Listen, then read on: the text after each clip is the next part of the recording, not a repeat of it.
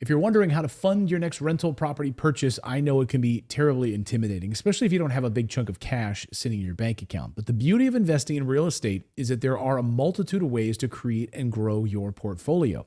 So in this video, I'm going to share some strategies that you can use to acquire your next rental property. These are some of the smartest methods that you can use in 2024 to build your net worth, reduce your taxes, and reach your financial goals. So let's get into it. Number one, a conventional mortgage. Now, using the bank's money to buy real estate is one of the smartest strategies you can use to buy rental properties. As a side effect of the Fed's rate hikes in 2023, many banks had to tighten their lending standards, but rates are beginning to trend downward. So if you're able to qualify for a mortgage, it's a great time to buy property before home prices shoot up in 2024. Here's what's great about using a conventional mortgage to buy rental properties. All you need to do is come up with the down payment, and the bank finances your asset. I know there's a lot of debate out there about rates, but look, smart investors know that as long as your returns are higher than your interest rate, you're making a good deal and you can always refinance later, right? You've used the bank's money to acquire an asset. You can't do that with gold. You can certainly do it with real estate. Where else can you put 20, 25% down and get the full tax benefits and cash flow from an asset like real estate? The answer is you can't. So if you're in the position to buy, check with your local hometown banks and credit unions. They can typically offer competitive rates and promotions. The only real drawback of conventional mortgages for investors is that there's a cap. You can only have 10 of them at one time. But if you haven't reached that limit, a conventional mortgage is a great way to grow your rental property portfolio in 2024. Number two, house hacking. What if you could have free housing with someone else paying your mortgage? Well, house hacking is a powerful way for beginners to get started in real estate investing. House hacking is when you buy a piece of property, a piece of real estate, like a duplex, you live in one unit and you rent out the other. In fact, we had one of our listeners of our show the other day send me a note. He has a VA loan. He's a veteran. He bought a duplex. He and his family live in one side and they rent out the other side.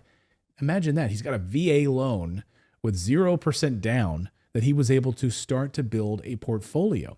The tenant's rent then covers the entirety of the mortgage payment. Housing is the number one expense for most people, so eliminating that cost entirely is an incredible way to begin changing your financial situation. I know house hacking isn't for everyone. Not everyone wants to live in a duplex or a triplex or a quadplex, but if it is for you, just imagine how this strategy can change your life. You're eliminating your housing expenses because your neighbor is living in your property and paying the rent. You're buying an asset, you're building your net worth, and you're building equity that you can use to buy more performing assets. 2024 is an especially great time to deploy this strategy due to some changes in the lending standards. House hacking is an especially smart move for veterans or active duty members of the military who have access to a VA loan, as I mentioned. But Fannie Mae's new policy also allows borrowers to take a multifamily home loan for just 5% down in owner-occupied units. Right. 5% down instead of 20 or 25% down. That's a new lending standard law.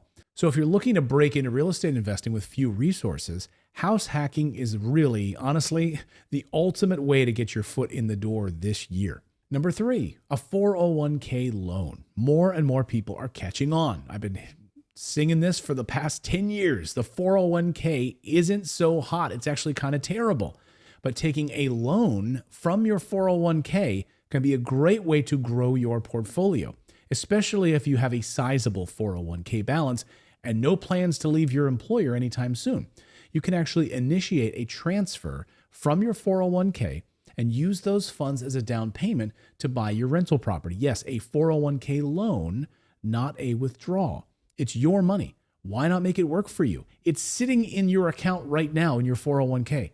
Instead of borrowing it from Wells Fargo, why not borrow it from the bank of you? It's your money. If you're watching this video, I'd like to think that you're pretty intelligent, and I'd bet that you can actually make better financial choices than the ones your 401k provider allows you. Like any strategy, there are pros and cons to taking out a 401k loan.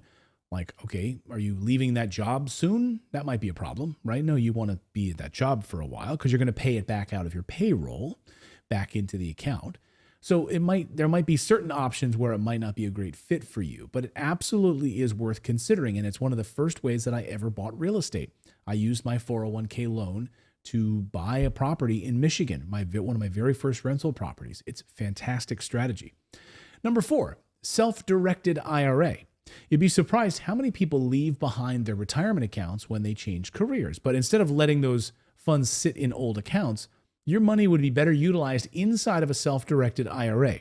Now, a self-directed IRA works just like a traditional IRA, except it allows you to invest in a wider variety of assets like rental properties.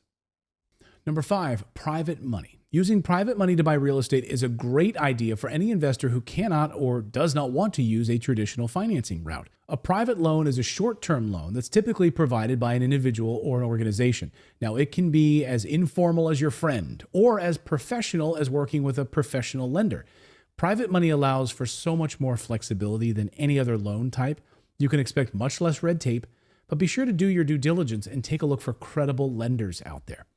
Number 6, non-recourse financing. A non-recourse loan is a commercial lending product that's based on your projection of the asset, not you. So dings in your financial snapshot, like a lower credit score, they don't really matter, to be honest with you. So some drawbacks of non-recourse lending is that you're going to need to come up with a higher down payment amount, and you can expect a slightly higher interest rate. But as long as you buy right, non-recourse financing can help you reach your goals. I have more in-depth videos on each of these strategies, so if something you heard today piqued your interest, be sure to check the description box below for more videos and resources. And at my company, Morris Invest, we work with over 200 different lenders to help investors buy new construction, full-service rental real estate investments. We can provide assistance with most of the options that I shared today on this video, plus more. If you're interested in seeing any of our programs, if they're a fit for you, come on over to our website. Just go to morrisinvest.com and schedule a free call with us today. Click on the red button and tell us when you would like us to call you. Please put in the correct phone number. Sometimes people put in the wrong phone number and they wonder why we didn't call them at that time. So just make sure you have that in there correct, as well as your email address, because we're going to send you a PDF and things to do before our phone call. And that way we can make the most out of the time together. No matter how you plan to buy real estate in 2024, the most important thing is that you take action. And we'll see you in the next video.